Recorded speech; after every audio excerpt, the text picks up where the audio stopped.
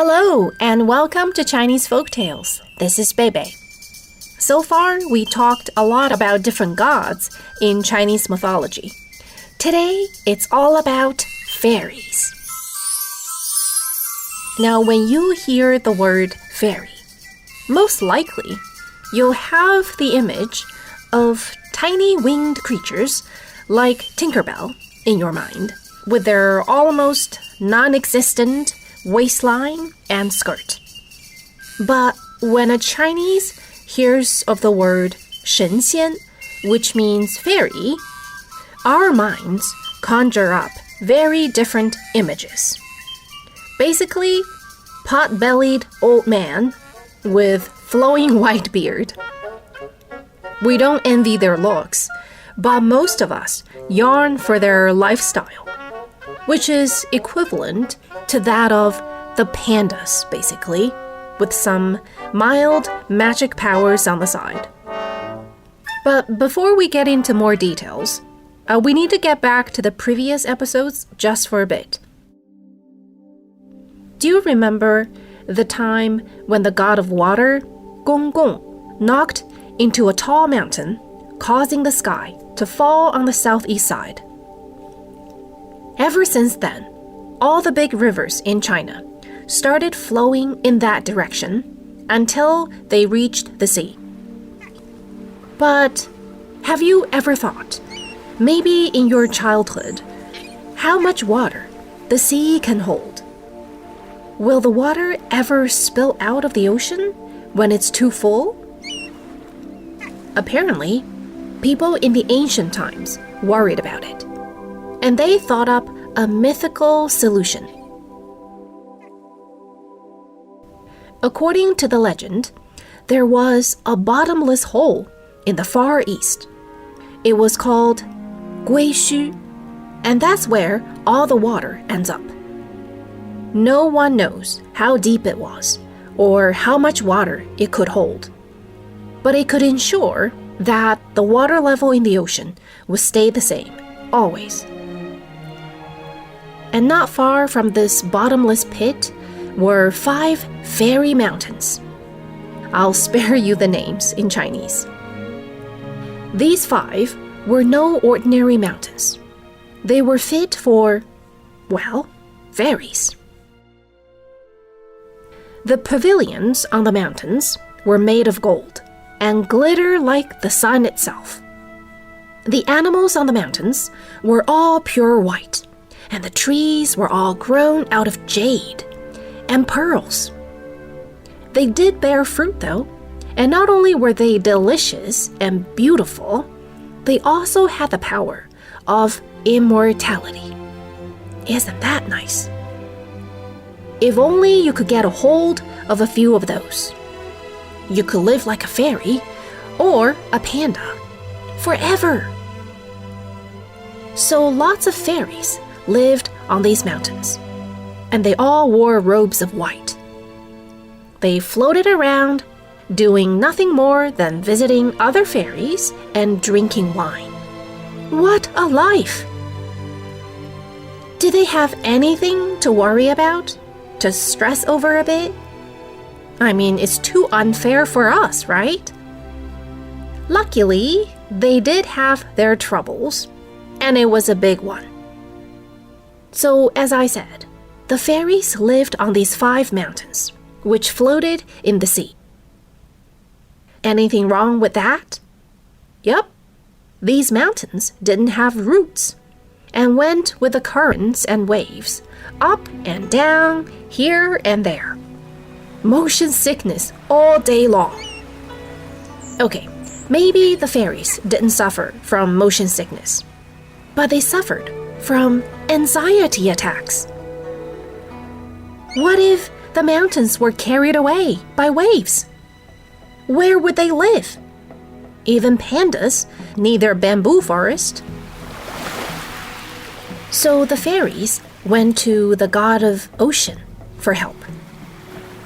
Do you remember him? The god of ocean and winter and water? Yeah, besides all these titles, he was also the god of wind. Wonder if they're still accepting applications for these celestial jobs. The god of wind was very responsible and also very creative. He sent the fairies. Guess what? 15 huge sea turtles. For what, you might ask? Do you remember how the goddess Nuwa, the first goddess we mentioned in our series, she used a huge turtle to prop up the falling sky? So these 15 sea turtles were sent to Guishu to hold up the floating mountains. So that would be 3 turtles for each mountain. They take turns though.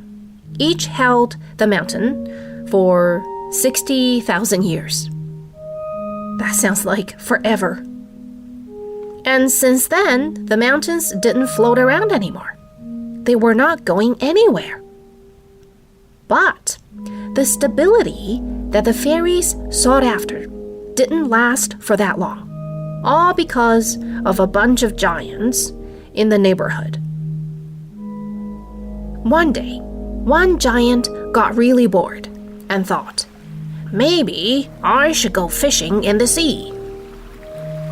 He came to Guishu in just a few giant steps, and he really liked the view there. He threw his line into the sea and waited, but not for long. Something bit the hook. Something that was bored out of its mind. Care to guess what it was? Yep, one of the turtles. The giant was very happy with his catch. Turtles are known in China to be super nutritious, and it was just the right size for him. But the thing is, the giant did not stop at the first turtle. He got 6, and he brought them home to cook. Okay, another wave of anxiety attacks for those do-nothing fairies. We lost 6 of our turtles. God help us. The mountains started floating again, and this time all the way to the North Pole. Gotta move now. The fairies decided they just had to let the mountains go. It was simply too cold. They floated around in a frenzy, collecting their belongings and bumping into each other. And I wonder what belongings fairies had. What did they need? Anyway, things were such a mess that even the Lord of Heaven heard about it. He was not very happy and decided to punish the giant. And not only that one either. You know what he did? He turned everyone small in the kingdom of giants. Their land, too, shrunken to a tiny bit.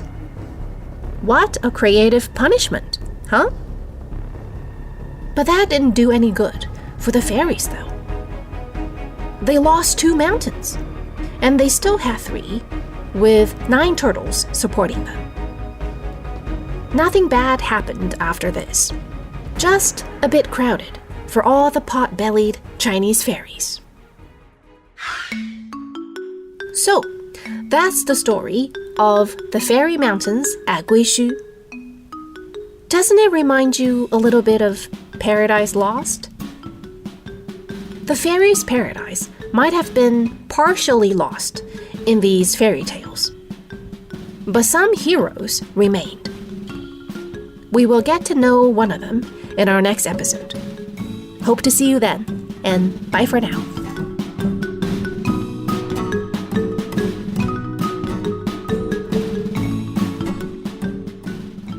This is a China Plus podcast. Special thanks go out to Sanlian Zhongdu for their help in creating the content for this show. If you like the podcast, please give us a rating and be sure to subscribe wherever you listen. If you've got any questions or feedback, please feel free to contact us via email at podcast@cri.com.cn or find us on Twitter, China Plus Pods.